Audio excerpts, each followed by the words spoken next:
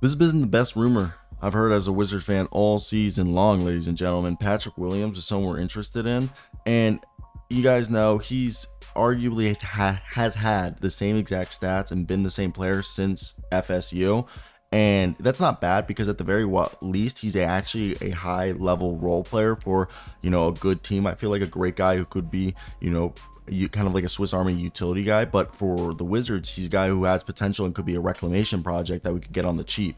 Now, in year 4, after turning down, I believe, an extension, he's shooting arguably his worst ever, but he's also playing like least amount of minutes since his second season. He's averaging this year 8 points, 41% from the field, 32.5% from 3, 4 rebounds, 1.5 assists, and a block and a steal a night.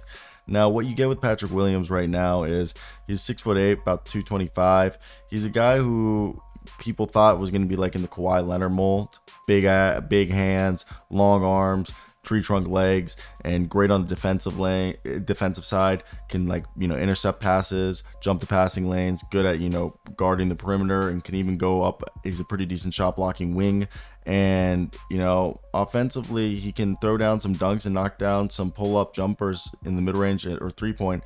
And he was a guy that when we came out, we thought he reminds a lot of teams of like those defensive potential guys with offensive flashes, and those tools are real things that teams like.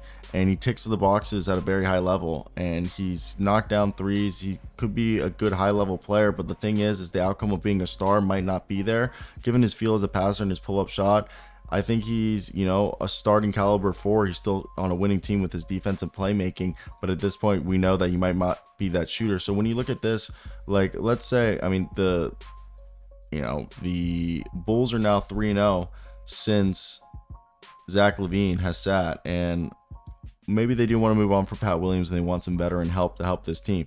Pat Williams is making only $9 million, and if the Wizards have a bunch of guys that could be traded, one of the things that I would say this team needs is a defensive guy. So the best defenders on the Wizards, and I wouldn't mind also the Wizards trying to get some of the other young guys on this team, like Ayo Dosunmu or something.